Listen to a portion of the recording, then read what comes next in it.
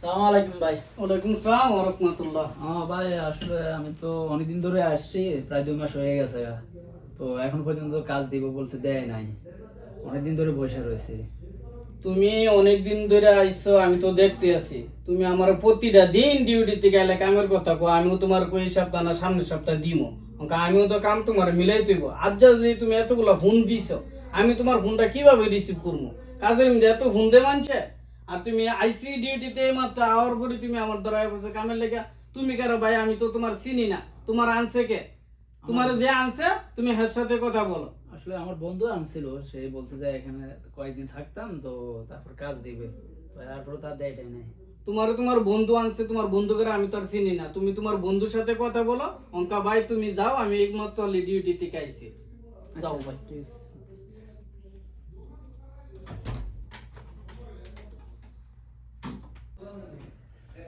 কি অবস্থা? ভালো আছেন? হ্যাঁ তো আলহামদুলিল্লাহ আছি ভালো। আপনার কি অবস্থা ভাইজান? আলহামদুলিল্লাহ ভালো আছি। কি অবস্থা, কি হয়েছে, কি সমস্যা?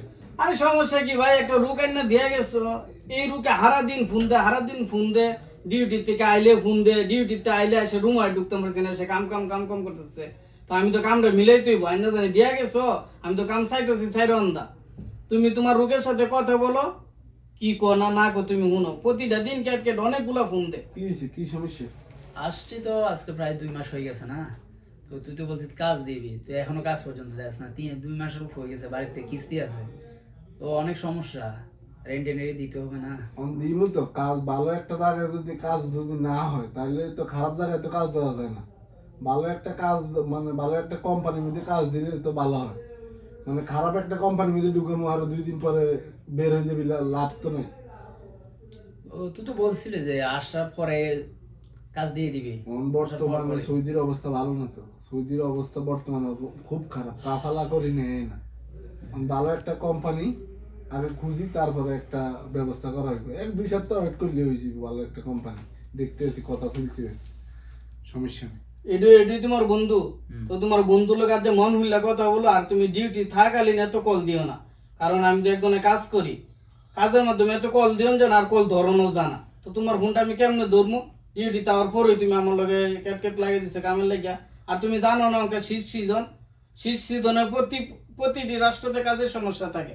কারণ শীতের মধ্যে কামের চাপ কাম কম থাকে। যে জায়গায় 4 জন লোক দিয়ে কাম করা, শীতের মধ্যে আরো 2 জন লোক কমাইলা। তো সামনে গরম হইতেছে। আর তোমার এয়ারফিট যেহেতু তুমি আর বন্ধু মানুষ তোমার আনছে, তো আমার অনেক পরিচিত মানুষ। তো আমি তোমার একটা কাজের ব্যবস্থা করতেছি, তোমার একটা কাজটা যে করতেছি। আর আপনি হ্যাঁ একটু ইয়াটু করে দেন। ইনফিল করে আইছে তো অনেক ইয়াটু করে। 2 সপ্তাহের ভিতরে চাইতেছি কোম্পানির সাথে কথা হইতেছে। আচ্ছা দেখ, একটু তাড়াতাড়ি করলে ভালো হবে আমাদের। সমস্যা নেই, বাড়িতে একটু কথা বলি, ধৈর্য ধরার করিস, সমস্যা নেই। ওই যে 1-2 সপ্তাহ আর এগুলোর লগে এত ফোন টোন দিলে এরা কোম্পানি কাজ করে 12 ঘন্টা, আসি আবার রান্না টান্না করে। তা কয়দিন তো থাকার জায়গা আছে, অনেকে তো থাকতেই আর না। সমস্যা নেই, কয়দিন ধৈর্য ধর, শেষ 1-2 সপ্তাহের ভিতরে কাজে ঢুকে দিবি ইনশাআল্লাহ।